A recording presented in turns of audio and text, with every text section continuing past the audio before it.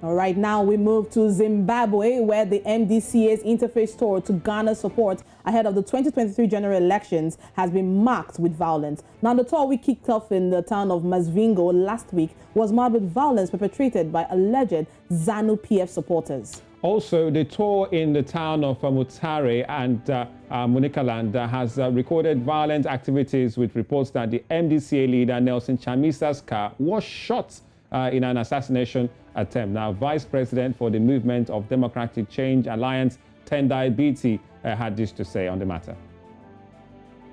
Citizens have converged for change. Citizens have converged around President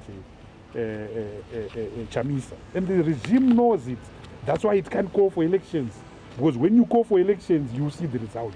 It will be a disaster for Mr. Mnangagwa, which is why I've called for external refereeing in the form of SADC.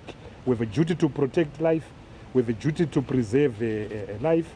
We have a duty to make sure that our differences are managed, and they are managed through dialogue.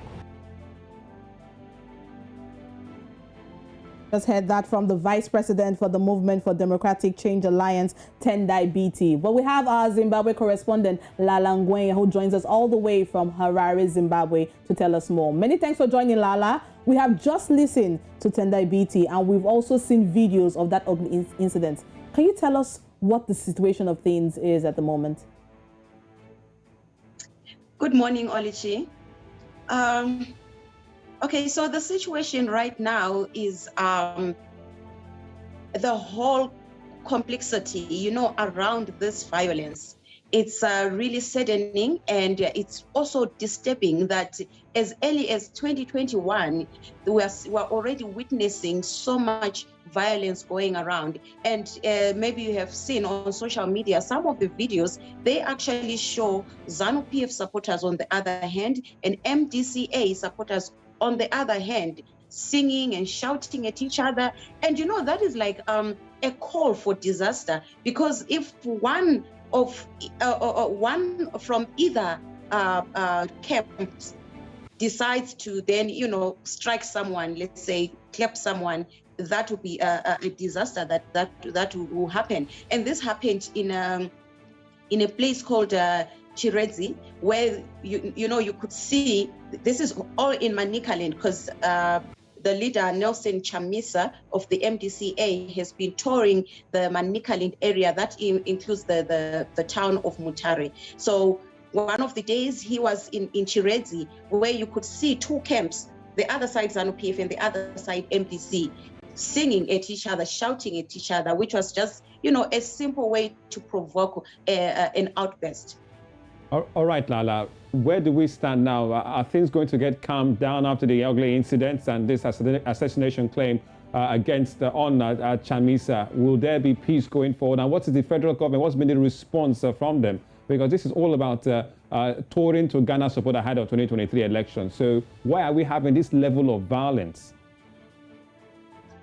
Okay, right now, as ordinary Zimbabweans are wishing and they are hoping for calm to come over this whole situation.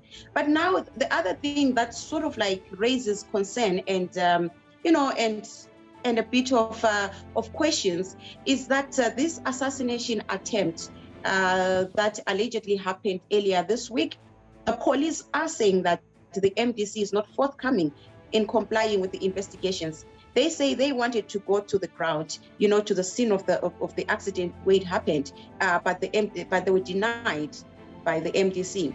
And they also wanted to talk to the occupants of the car that they claim was shot at.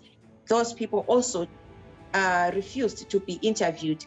So the police are saying right now their hands are tied. They do not know what to do, because there are assassination claims on a person, on a leader of a certain party, but when they want to investigate, they are not being allowed by the same people that are claiming to have been targeted by ZANU-PF youths. And also the other interesting aspect is that there's now talk that those holes that we saw in the window screens, it was actually not bullet holes. They are not bullet holes. They are actually stones.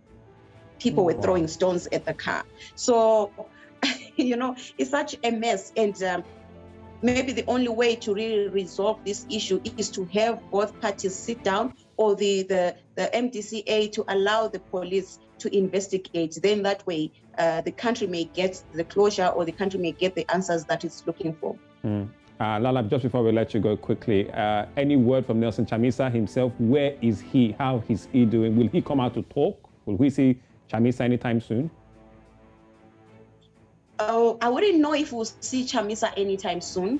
And so far, he hasn't said anything. I mean, the speculation is that he may still be in Manicaland, because he has promised that nothing would deter him and nothing will stop him from doing the national tour as he's garnering support ahead of the 2023 elections. Right, thank you so much, Lala Ngwenya, all the way from Harare, Zimbabwe, giving us reports ahead of the 2023 election in Zimbabwe. All right, and we'll see how this goes from there, because I mean, we still have like, Olisa, what we have like a full year. Yeah, there's time. Right to now. Yeah, there's time for the election, so we'll continue to monitor our proceedings in there. And Lala, you will always be on ground to let us know, especially when it comes to both camps, the MDCA and the ZANU-PF. What their plans are, what they are doing. Just like you pointed out, Nelson Chamisa says he's going to be on deterred, but we wait to see once he pops up on our news radar, Lala. Thank you once again for the latest on that story coming in from Zimbabwe.